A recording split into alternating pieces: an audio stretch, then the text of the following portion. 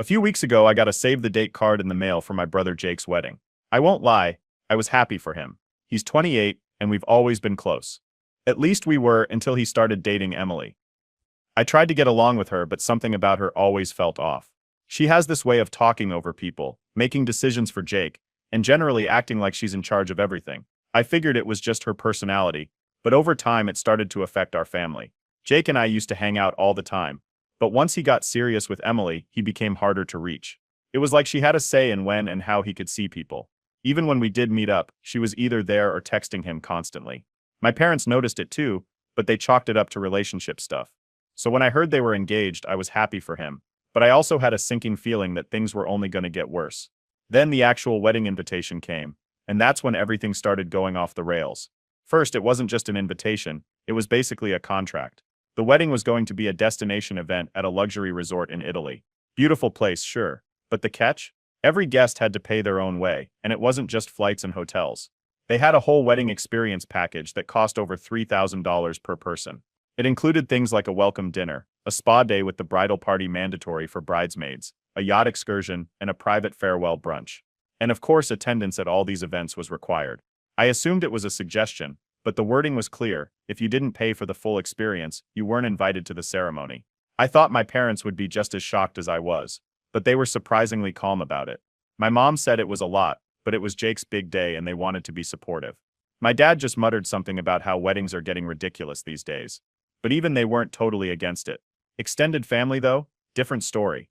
As soon as the invitation started going out, our family group chat blew up. Some cousins and aunts were already saying they wouldn't go because of the cost. Then I saw the part that made my jaw drop. The NDA. Buried in the invitation was a section that said all guests had to sign a non-disclosure agreement to attend. Apparently, Emily had gotten the idea from another influencer's wedding, a high-profile event where guests weren't allowed to post anything that wasn't pre-approved. She had convinced herself that their wedding needed the same level of exclusivity, even though no one attending was actually famous. The NDA specifically said guests weren't allowed to post anything online, discuss any issues about the wedding, or mention the costs at all. Violating the NDA, it warned, could result in legal action. At first I thought this was a joke. But nope, it was real. Jake confirmed it when I asked him. He said it was just a precaution and that Emily was really serious about protecting her brand. I asked if he was okay with this, and he just shrugged, saying it was what Emily wanted. The more I read the invite, the worse it got. Bridesmaids had to wear custom dresses from a specific designer which they had to buy themselves, and the groomsmen had their own strict dress code. The itinerary was packed with pre-wedding events, and none of them were optional. The family group chat turned into a war zone. Some of my cousins flat out refused to go. My uncle called it the most entitled thing he'd ever seen. A few relatives were trying to keep the peace, but it was obvious that a lot of people were backing out. My parents weren't happy about the drama but still wanted to go. My mom asked me to just sign the NDA and go for Jake's sake, but I couldn't get past how ridiculous it all was. It wasn't just about the money, it was the control. The way Emily was dictating every detail, even what people could say about the wedding, was too much. I sat with it for a few days, debating whether to go, but in the end I decided I couldn't do it. I called Jake and told him I wasn't coming. He didn't take it well. At first, he just sounded disappointed. Then he asked if I could at least reconsider. I told him I loved him, but I wasn't comfortable with everything they were asking. He got quiet for a long time before finally saying, "Okay, if that's how you feel," but even as he said it, I could tell it wasn't over. He wasn't arguing yet, but I knew my brother, and I could hear the hesitation in his voice. An hour later, I got a text from Emily. It was long, passive-aggressive, and full of guilt-tripping. She said she was heartbroken that I was making this about myself, instead of supporting my brother. She said it wasn't that hard to just sign a piece of paper and show up. Then she ended it with, "I hope one day you understand what it means to truly support family." I left her on read. More relatives started dropping out, and the group chat exploded again. Someone sent a screenshot of a bridesmaid backing out because of the costs. Another cousin said they weren't signing an NDA for any wedding. A few family members were still going, but it was obvious that a lot of people were over it. My mom called again saying Jake was upset. She asked if I could just go to keep the peace. I told her I had made my decision. She sighed but didn't push it. Jake hasn't texted me since.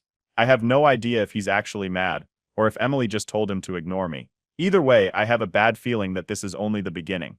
The morning after I told Jake I wasn't coming to the wedding, I woke up to a missed call from him, then another, and another. A few minutes later my phone buzzed again, this time a long text. He was hurt, disappointed, and asking if I would reconsider. He didn't understand why I was making such a big deal out of it. He said it was just an NDA, and that he and Emily had put so much effort into planning this wedding. He wanted me there.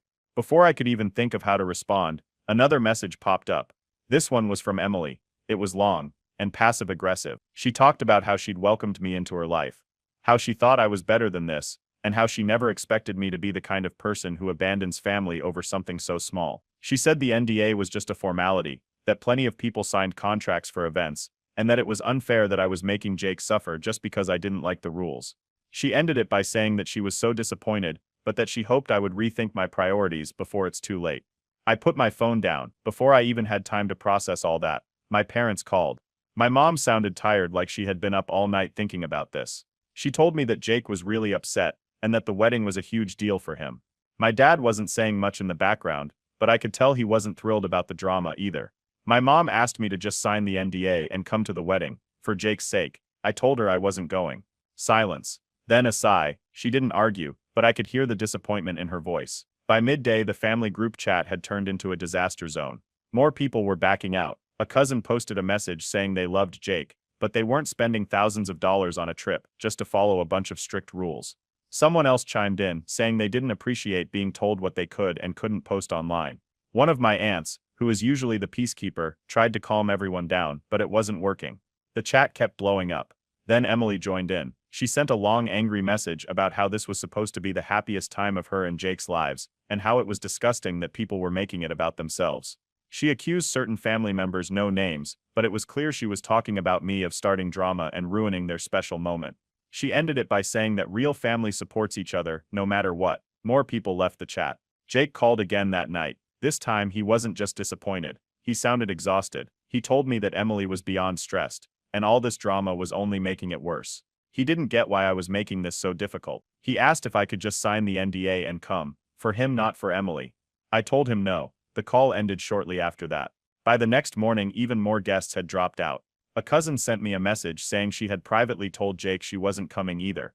Apparently, he didn't take it well. People were backing out left and right, and it was starting to get to him. At that point, I was frustrated, so I did something I don't normally do. I vented on Reddit. I didn't use real names or locations, but I laid out the situation, the expensive wedding, the NDA, the fallout with Jake. I hit post and didn't think much of it. Then, it blew up.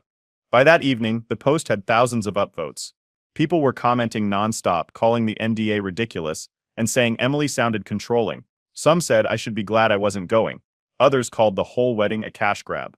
There were even a few people who shared similar experiences. Weddings with insane demands. Bridezillas who pushed family away. Then the private messages started rolling in. A few distant relatives I hadn't talked to in years reached out. Some had seen the post, some had just heard about the drama through the family. They all had the same thing to say. This whole wedding was out of control, and they were glad someone was standing their ground. But Emily wasn't done. That night she sent another message. This time she wasn't pretending to be nice. She accused me of always being against her, of never supporting Jake, of trying to tear them apart. She said I had no idea what it was like to plan a wedding of this scale, and that I was being selfish by refusing to just go along with it. I ignored it. Then my mom called again. She told me Jake had stopped responding to her texts. He wasn't talking to her, my dad, or anyone else who had backed out. She sounded worried. Later, one of my uncles, one of the few people who had actually RSVP'd yes, called me. He said I did the right thing. That this whole thing was a mess, and that Jake was probably too deep into it to see how bad it was. Jake still hadn't replied to my last message. I didn't know if this was going to blow over, or if I had just lost my brother over a wedding. But one thing was clear. This was far from over. A few days after my last update, things went from bad to worse. More people started dropping out of Jake and Emily's wedding. At first, it was just a few cousins and distant relatives. Then, one of Emily's bridesmaids backed out. She had originally agreed to be part of the bridal party, but couldn't justify the cost anymore. That seemed to open the floodgates. By the end of the week, the guest list had shrunk dramatically. The family group chat was practically dead, except for the occasional message from my mom asking people to just do what's best for Jake. A few people still planned to go, but it was clear that the wedding wasn't going to be the grand over-the-top event Emily had envisioned. Then my mom called. Again, Jake wasn't doing well. He had stopped talking to a lot of people, including some of our relatives who had always been supportive of him. My mom was worried. She said he seemed stressed and had even mentioned canceling the wedding. I asked if he was serious, or if it was just something he said in frustration, but she wasn't sure. Then, Later that night, I got a message from a cousin. It was a screenshot of a conversation in a private wedding group chat. Emily was losing it. In the messages, she was going off about how certain people me had ruined everything. She was furious that so many guests were dropping out and even angrier that people weren't taking her wedding seriously. Then, she said something that made my stomach drop. If people aren't going to support us, then maybe there's no point in having this wedding at all. I didn't even have time to process that before I got a message from Jake. It was long. He was desperate. He said Emily was rethinking the entire wedding because of how many people were backing out. He begged me to reconsider, saying that if I showed up, it might make other people change their minds too. He said he didn't want to lose more people, that it was tearing Emily apart, and that she was devastated. I asked if she would drop the NDA. If that was the issue, I'd come. Silence. A few minutes later, he replied. Emily refused to drop the NDA. That was it for me. I told him my stance hadn't changed. If she wasn't willing to compromise, then neither was I. A few hours later, another cousin sent me more screenshots from the wedding chat. Emily had trashed me again, saying I had always hated her and had never supported Jake's happiness. She even hinted that I was jealous of their relationship. At that point, I couldn't stay silent. I called Jake. I asked if he had seen what Emily was saying about me. He had, and he still defended her. He said she was just venting, and that she was under a lot of stress. I told him it wasn't just about me anymore. She was bad-mouthing half the family at this point. He had no response. Then, my dad pulled me aside later that night. He told me he thought the whole thing was ridiculous too, but he didn't want to take sides. He just wanted Jake to be happy, even if it meant going along with Emily's insane demands. Meanwhile, Emily was unraveling. At first, she kept up the act, playing it cool, pretending it didn't bother her. But as more guests backed out, the cracks started to show. A cousin who was originally supposed to be one of her bridesmaids told me that Emily had snapped when another guest backed out. At first, she was just venting, but then she got frustrated, accusing people of sabotaging her wedding. What started as a few harsh words turned into a full-on breakdown, crying, pacing, and blaming everyone but herself. She even accused Jake's family of trying to sabotage the wedding. It wasn't just the guests backing out either. The vendors started dropping too. A florist backed out, claiming there were payment issues. Then, a caterer allegedly canceled because Emily's family was late on payments. At this point, even the guests who were still planning to go started questioning if this wedding was even happening. Then, in a last-ditch effort, Jake messaged me again. He offered to pay for everything, my flights, my hotel, my entire wedding experience package. He just wanted me there. But the NDA still stood. I refused. He told me I was going to regret this, that this was a once-in-a-lifetime event, and that I'd be missing out on one of the most important days of his life. Then, Emily blocked me. I checked Instagram later that night, and I was completely blocked from her account. No mutual friends, no wedding updates, nothing. I wasn't even surprised at that point. The family was still divided. Some people thought I should just suck it up and go for Jake's sake. Others told me I was absolutely doing the right thing. The group chat was dead. My parents were stressed, and Jake was barely talking to anyone. Then, the rumors started.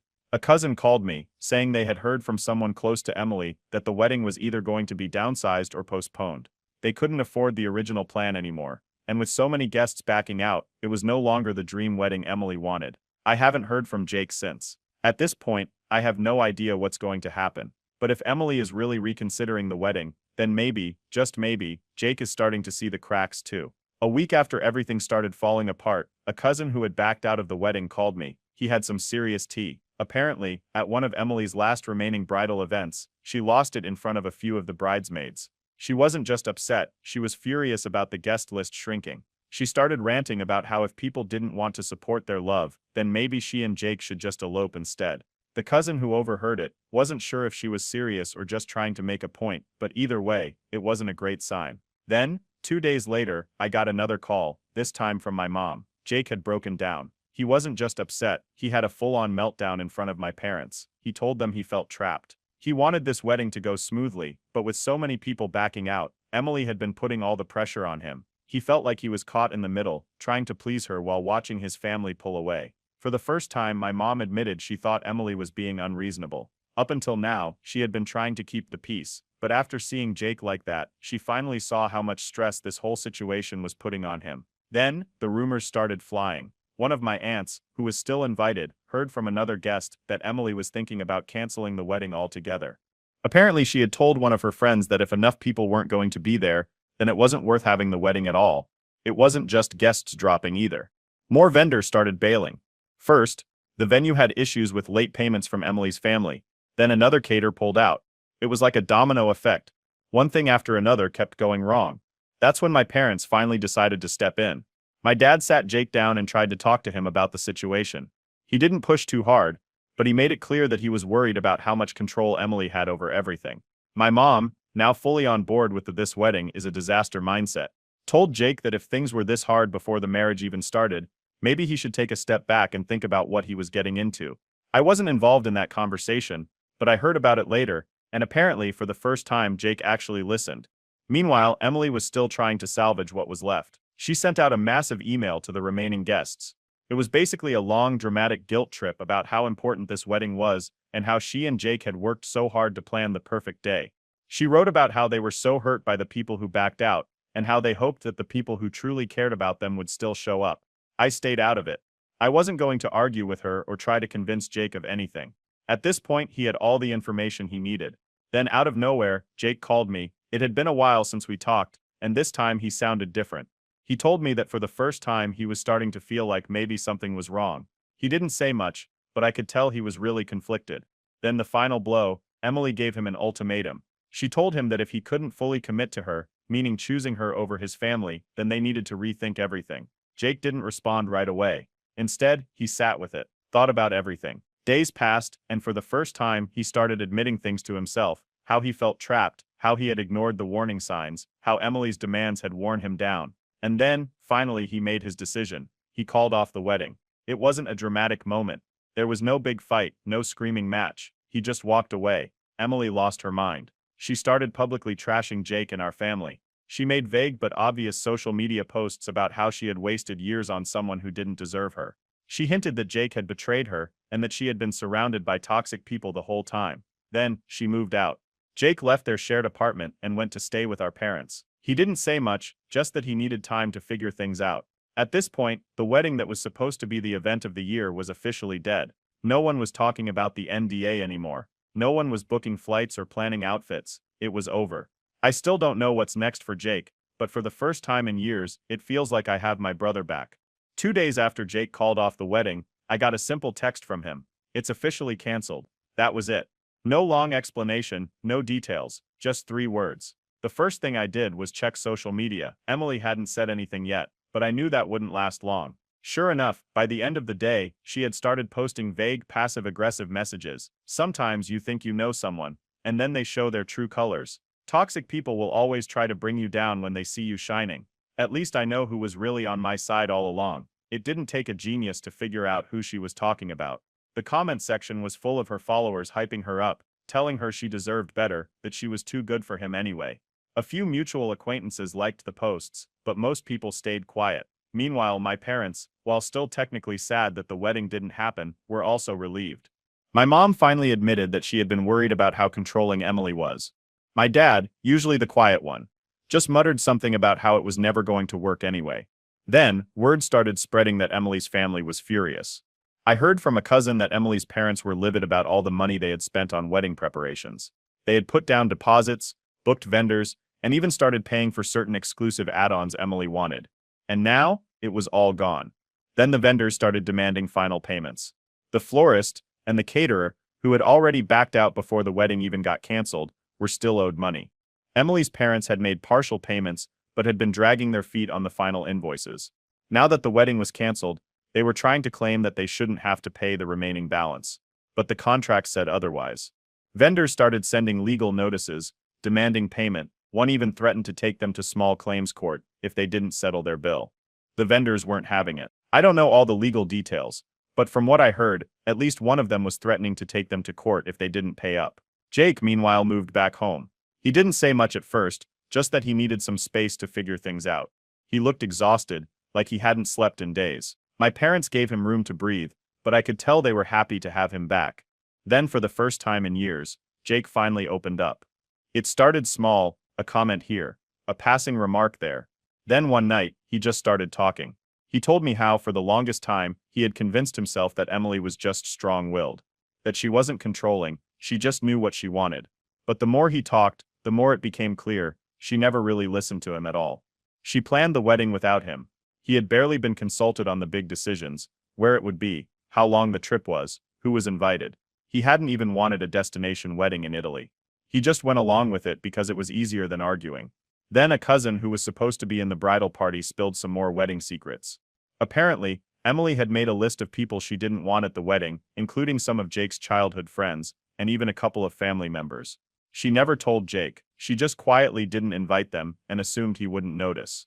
It was like, with every new thing Jake learned, he saw more and more of the red flags that had been there all along. Then Emily went nuclear. She started telling people that Jake owed her compensation for wasting her time. She told mutual friends that she had spent years building a future with him, and now he was just throwing it all away. She even hinted that he should pay her back for all the money her family had spent on the wedding. Then she started privately messaging some of our relatives. She told them that Jake had betrayed her, that our family had bullied her, and that we had all been against her from the start. But by this point, people weren't buying it. The whole situation had gotten too big. Too many people had seen the real Emily during the wedding drama. That's when my parents, who had always tried to stay neutral, finally took a stand. My mom, who had spent so long trying to get me to sign the NDA, publicly told the family that she fully supported Jake's decision to walk away. My dad even reached out to some of the relatives Emily had tried to turn against us and set the record straight. Jake was still struggling, but he was starting to heal. I convinced him to see a therapist. At first he wasn't sure, but then he admitted that he needed help processing everything. The moment he agreed, I knew he was actually serious about moving forward. Meanwhile, Emily's friends started turning on her. Some of the bridesmaids, who had originally backed her up, started distancing themselves. A few of them had lost money because of the wedding too, and once they saw how she was blaming everyone but herself, they started cutting ties. Then, Jake did something I hadn't seen him do in years. He started reconnecting with old friends. People he had lost touch with during his relationship with Emily started reaching out. He actually went out for the first time in weeks, just to grab a drink and catch up. It was like watching someone slowly come back to life after being trapped in a fog for years. And the best part, Jake and I actually started spending time together again. We hadn't been close in so long, but now, it felt like I finally had my brother back. The wedding had been officially canceled for over a week, but Emily wasn't done, not even close. Her social media became a messy, passive-aggressive disaster. She started posting cryptic captions about being stabbed in the back and learning who truly supports you. One post was just a selfie with the caption, "Some people never deserved you to begin with." Another was a long paragraph about watching people you love betray you and realizing they were never really on your side. She never mentioned Jake's name, but everyone knew exactly who she was talking about. Then, she started calling him. At first, Jake ignored it. He didn't want to deal with her anymore. But she kept trying. Late-night calls, missed FaceTime requests, voicemails that just sounded like forced crying. Then, she sent him an email. She wrote about how she was willing to work things out, but only if he apologized and distanced himself from his family. She made it clear that I was a major issue. She blamed me for ruining things and insisted that if Jake ever wanted a future with her, he needed to cut off the people who poisoned their relationship. That was the final straw. Jake blocked her on everything. No hesitation this time. No second guessing. He went through his phone and made sure she had no way to contact him again. Then, we started hearing rumors. Apparently, Emily was considering suing Jake for emotional distress. A cousin heard from someone in Emily's circle that she had been talking about legal action. She was claiming that Jake had blindsided her by canceling the wedding and that she deserved compensation for the pain and embarrassment he caused her. It didn't go anywhere, but the fact that she was even thinking about it was insane. Meanwhile, mutual friends started taking sides. At first, some of them had tried to stay neutral, but once Jake finally opened up about everything that had happened, the NDA, the insane costs, the way Emily treated him, people started unfollowing her. A few even reached out to say they had no idea how bad it had gotten. Then, Emily's family tried to drag my parents into it. Apparently, they expected Jake's family to cover part of the wedding expenses, since it was his fault the wedding got canceled. My parents laughed that off immediately. They weren't paying a dime for a wedding that never even happened. Then came the fight over the engagement ring. Jake asked for it back. Emily refused. She claimed it was a gift and that she had every right to keep it. That's when Jake finally decided to consult a lawyer. He wasn't even sure if he wanted the ring back. He just didn't want her to keep it out of spite. The lawyer told him it depended on whether it was considered a gift or a conditional agreement. Basically, if it was given with the expectation of marriage, then legally, Jake might have a right to get it back. But if it was considered an unconditional gift, Emily could keep it. No official legal action was taken, but the fact that Jake even had to consider getting a lawyer for this was ridiculous. Then, Emily sunk even lower. She started DMing members of our family. She told them Jake was weak, that he had let his family control him, that he had never really loved her. She was trying to turn people against him, but by this point, almost everyone knew the truth. Then, a cousin leaked screenshots from the wedding group chat. The messages were bad. Emily had called Jake pathetic for listening to his family. She had mocked him for needing his mommy and daddy's approval. She had even joked about how she was only marrying him because he would do whatever she wanted. When Jake saw the messages, he didn't say anything. He just stared at the screen for a long time. For the first time, he looked like he truly understood who he had been engaged to. But even after everything, he still struggled with guilt. He started wondering if he should have handled things differently. If he had stood up for himself sooner, maybe it wouldn't have gotten this bad. Maybe he wouldn't have let it get this far. But then something changed. People started unfollowing Emily in droves. She lost a ton of social media followers. The vague posts, the passive-aggressive comments, the constant victim act. People were over it. Mutual friends stopped responding to her. Bridesmaids who had once backed her up were now completely ignoring her. Then, one night, Jake told me something I never expected to hear. I feel relieved. After weeks of chaos, he finally realized that he had dodged a bullet. Emily's final move was her most dramatic yet. She posted a long, unhinged rant about how some people will let their families sabotage true love because they're too weak to think for themselves. She disabled comments so no one could call her out. Then the next day, she deleted it. That was the last thing she ever posted about Jake. About a month after the wedding was officially canceled, Emily went completely silent. No cryptic posts, no dramatic rants, nothing. For someone who had been airing her grievances non-stop, it was weird. Then, one day, a cousin sent me a screenshot from Instagram. Emily had moved on fast. She had posted a new picture, a fancy dinner, candlelight, a caption about finding happiness after heartbreak, and sitting across from her, a new guy. Jake saw it too. He didn't say much, just kind of stared at the screen for a moment. He admitted it felt weird, but for the first time in forever, he wasn't angry. He just shrugged and said, "At least I don't have to deal with her anymore." But Emily wasn't done rewriting the narrative. Her posts started shifting. Suddenly, she wasn't the heartbroken victim anymore. She was thriving. She was talking about real love, new beginnings, and escaping toxic relationships. It was clear what she was trying to do: flip the story. Then, someone in the family recognized the guy. He wasn't just some random rebound. He was one of Jake's old coworkers. Someone Emily had met before, while she and Jake were still together. And just like that, the theories started flying. Had she already been talking to this guy before the wedding was called off? Had she lined up her next relationship before Jake even left? The timeline wasn't adding up, and people started putting the pieces together. Then Jake admitted something. The last few months with Emily, she had been acting distant. There were nights where she'd suddenly be busy, where she wouldn't text back for hours. He had brushed it off as wedding stress, but now, he wasn't so sure. A few days later, I got a message from an unexpected source, one of Emily's ex-bridesmaids. She had stopped talking to Emily after all the wedding drama, and now that everything had settled, she wanted to share something.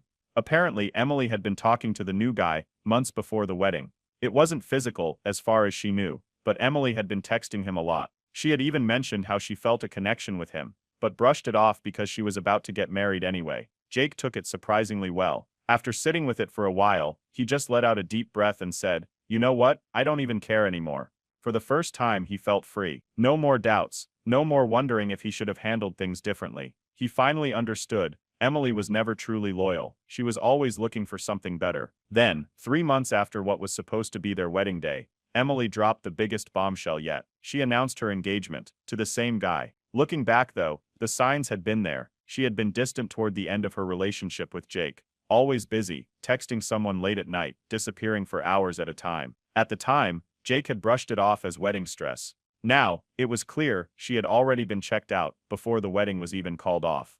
People lost their minds. The same followers who had sympathized with her breakup posts started questioning the timeline. Comments were filled with people asking how she had gone from heartbreak to engagement so fast. Jake saw the post. And for the first time in this entire mess, he laughed. A real, genuine laugh. He wasn't bitter. He wasn't angry. He just found it hilarious.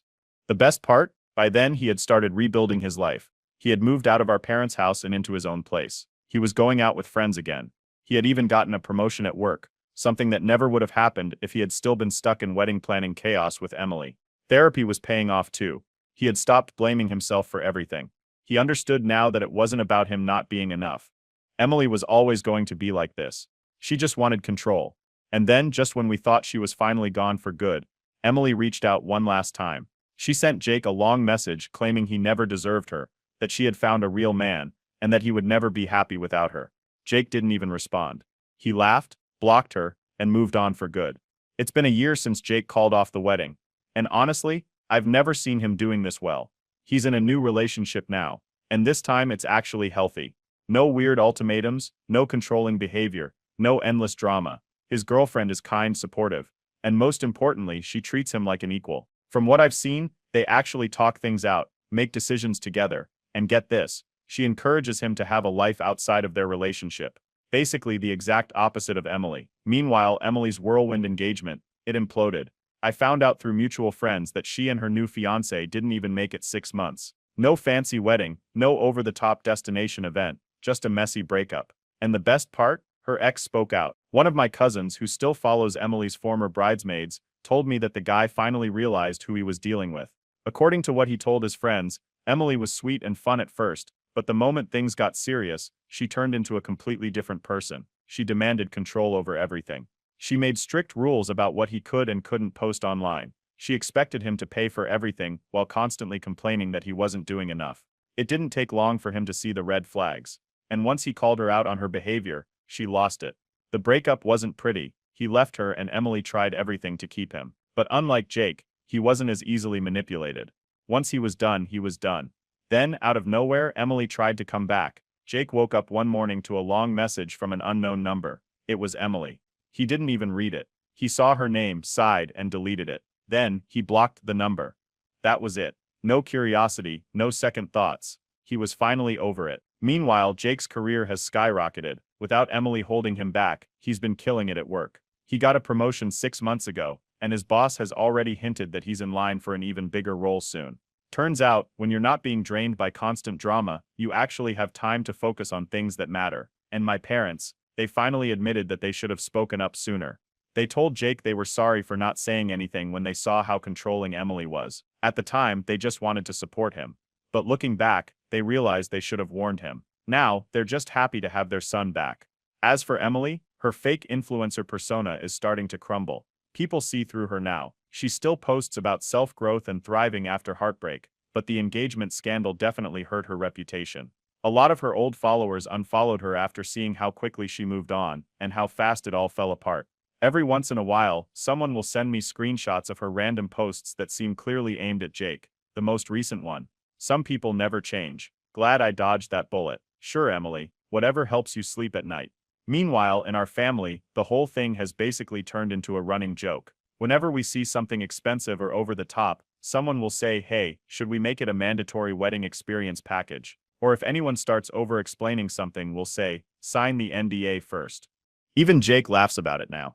A few months ago, we took a sibling trip together, just the two of us. First time in years we actually hung out like that. No tension, no Emily drama, just us being brothers again. And honestly, that's the best part of all of this. Emily tried to break Jake. She tried to isolate him, control him, and make him feel like he needed her.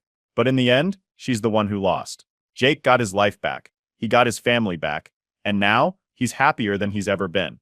Sometimes, dodging a wedding invite is the best decision you'll ever make. You said a few months after Emily's whirlwind engagement collapsed, she started reinventing herself. Her social media was suddenly filled with posts about self-growth and escaping toxicity. She branded herself as a self-love influencer, constantly talking about how she had healed from the past and learned to thrive alone. The irony, she was clearly still bitter. Every few weeks she'd drop a not-so-subtle jab about people who let their families ruin their lives or weak men who can't think for themselves. The captions were different, but the message was always the same. She was still obsessed with Jake. Then, out of nowhere, Jake got an email. It was from Emily. It was long and dramatic. She claimed she had matured and wanted to have a real conversation to clear the air. She said she had moved on but wanted closure so they could both heal properly. Jake showed me the email, and we both just stared at the screen. At this point, everyone told him to ignore it. My parents, mutual friends, even Jake's girlfriend said it wasn't worth it. But I could tell there was a part of him that was curious. Not because he wanted to get back in touch, that ship had sailed, but because he wanted to know what her angle was. Then, a mutual friend dropped some major tea. Apparently, Emily's influencer career had taken a major hit. The wedding fallout had hurt her reputation. Brands were wary of working with someone who had been publicly tied to such a messy situation. Sponsorship deals slowed down, and with all the money she and her family had poured into the wedding, she was struggling to keep up her lifestyle. The wedding vendors she and her family had stiffed, some of them were still trying to take legal action. Her social media presence was shrinking fast. The engagement fallout had ruined her credibility. People didn't trust her anymore. Brands had stopped reaching out, and her sponsored posts had dried up. She wasn't just looking for closure, she was looking for a lifeline. Then, we found out her real plan. One of my cousins, who still had mutual friends with Emily, did some digging. Turns out, Emily was trying to launch a podcast about overcoming heartbreak and moving forward after betrayal. And she wanted Jake to be part of it. She wasn't reaching out to heal, she was trying to use him for content. Jake finally read the email in full, and it was exactly what we expected: manipulative, vague, and full of guilt-tripping language. It wasn't a real apology. It was her trying to rewrite the story again, this time with her in control of the narrative. Jake didn't respond. He didn't tell her off. He didn't argue. He didn't give her the attention she desperately wanted. He just let her stew in silence. Then, Emily did what she always does when she doesn't get her way. She had a meltdown online. She posted a long, dramatic rant about how some people can't handle the truth and are too weak to face their past mistakes. It stayed up for a few hours before she deleted it. But by then, enough people had seen it, and the general reaction, no one cared anymore. People were tired of her drama, and then we heard the final piece of karma. Emily had to move back in with her parents. Her financial troubles had finally caught up to her, and without the influencer income she had relied on, she couldn't keep up with her lifestyle. Meanwhile, Jake's life, the complete opposite. He was thriving. He and his girlfriend were planning a big vacation together, something he never would have been able to do if he had married Emily. His job was going better than ever, and for the first time in years, he actually felt like his own person. Emily, however, was still trying to stir the pot. She started reaching out to mutual friends, hoping someone would convince Jake to talk to her. Nobody took the bait. Then the ultimate irony, one of the cousins who leaked Emily's wedding group chat rants, got invited to an event where Emily was. Instead of confronting them, Emily pretended they had never met, just acted like none of it had ever happened. At this point, Jake finally admitted he didn't feel any anger toward her anymore, just relief. He dodged a bullet, and now, he was finally free. Looking back, it's crazy to think that this all started with a ridiculous wedding invitation. But in the end, it turned into something much bigger, something that saved Jake from the worst decision of his life. A few nights ago, we were all at a family gathering, and someone made a joke about the wedding that never was. Jake just raised his glass and said, "Best thing that ever happened to me," and honestly, he's right.